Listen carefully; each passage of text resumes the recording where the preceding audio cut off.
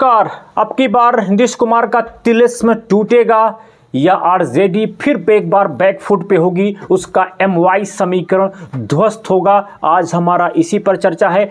OBC जाति कहां जा रही है, नीतीश के खेमे में या आरजेडी तेजस्वी यादव के खेमे में, या प्रशांत किशोर भी कुछ इसमें सेंध लगा सकते हैं। इन सारे मुद्दों पर हम चर्चा करें तो यदि आप चैनल पे नए हैं तो चैनल को सब्सक्राइब करिएगा, लाइक करिएगा, शेयर करिएगा। हाँ, अपने point of view comment box में जरूर लिखिएगा ताकि एक सर्वे तैयार हो सके। जी हाँ मित्रों, नीतीश कुमार जिस कुर्मी जाति से आते हैं उसकी बिहार में केवल 3% के आसपास की आबादी है, लेकिन फिर भी नीतीश कुमार जी 2005 से लगातार मुख्यमंत्री के पद पर बने हुए हैं। ऐसा कैसे संभव हो सकता कि 3% की आबादी वाला 20 साल से मुख्यमंत्री है, जबकि यादवों की आबादी 14% का है। वो लगभग इस दरमियान 2005 से बाहर है मैदान से, उसको सत्ता नहीं मिल रही है। ऐसा नीतीश कुमार ने किया क्या? याद रखिएगा, बिहार में जो ओबीसी है उसको अगर आप देखें तो उसको आपको देखने का नजरिया दो प्रकार का होना चाहिए। एक यानी कि टोटल जो 13 करोड़ की बिहार की आबादी है उसमें ओबीसी 63% है। 63% में ओबीसी के दो लेयर हैं, एक ओबीसी 1 है, एक ईबीसी है, यानी अत्यंत पिछड़ा वर्ग है।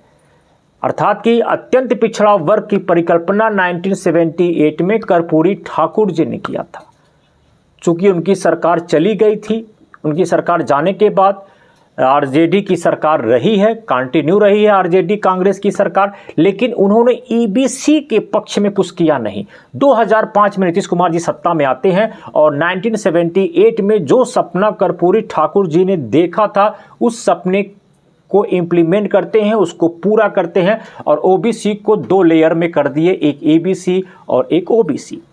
ओबीसी 63% का 27% है, यानी 63% में 27% आबादी ओबीसी की है और 36% के आसपास आबादी ईबीसी अर्थात कि अत्यंत पिछड़ा वर्ग में है। ओबीसी समूह में जो सबसे बड़ी आबादी है वो यादव लोगों की है, जिसे कहते हैं 14 से 15%, जो माना जाता है कि आरजेडी यानी लालू प्रसाद यादव या तेजस्वी यादव के हार्ड कोर वोटर हैं। अर्थात कि उसमें से 2-3% इधर उधर छिड़कते हैं, मैक्सिमम 80-90% वोट आरजेडी को पोल करते ही करते हैं। अब उसी ओबीसी में नीतीश कुमार की भी आती है कुर्मी जाति जो 3% है, कोयरी 2 कुछ के आसपास है, शेष अन्य जातियां हैं मित्रों। ईबीसी 36% है, इसमें बहुत सारी जातियां हैं, लगभग माना जाता है कि 113 जातियां खासकर ईबीसी में काउंट की गई हैं जो अत्यंत पिछड़ा वर्ग है।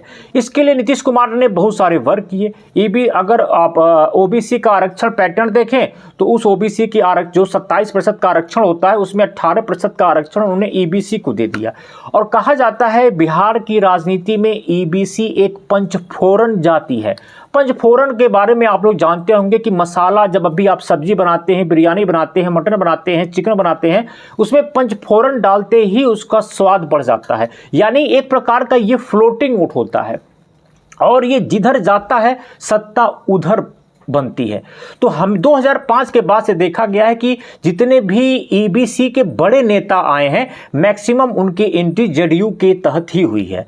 अर्थात कि एक बात तय है कि नीतीश कुमार ईबीसी के बड़े 36% का ईबीसी समाज है उसमें लगभग माना जाता है 27 से 28% वोट नीतीश कुमार होल्ड करते हैं। और साथ में ही जो ओबीसी में स्वयं उनकी जाति आती है कुर्मी और कोयरी जाति जो लगभग 5 से 6% है, उस जाति को भी नीतीश कुमार होल्ड करते हैं। यानी कि ओबीसी जो ओबीसी 1 है जो 27% है उसके लगभग 6 से 7% वोट को 10% वोटों को वो होल्ड करते हैं और इधर 27% वोटों को वो होल्ड करते हैं। और साथ में बीजेपी का जो पिछड़ा वोटर है वो उनको मिल जाता है। मोदी की एक छवि मिल जाती है पिछड़े प्रधानमंत्री की, और एक फ्लोटिंग वोट जो होता है मोदी उसको अपनी तरफ मोड़ लाते हैं। तो इस अगर चीज़ों को आप ध्यान रखें कि मोदी, बीजेपी प्लस नीतीश का पिछड़ा जो वोट है, पिछड़ी के नाम पे जो आएगा, जो ईबीसी फ्लोटिंग करेगा अपना वोट, वो नीतीश के पक्ष में जा रहा है। चूंकि नीतीश कुमार ने इनके लिए काम किया है, इनमें बड़े बड़े नेता उन्होंने दिए हैं, इसलिए मुझे लगता है कि नीतीश कुमार का पक्ष इस चुनाव में ओबीसी मतदाता के अनुरूप है। ओबीसी मतदाता का एक बड़ा वोट नीतीश कुमार को मिलने वाला है। यदि आपको मेरी बात अच्छी लगी हो तो चैनल को सब्सक्राइब करें, लाइक करें, शेयर करें। नमस्कार।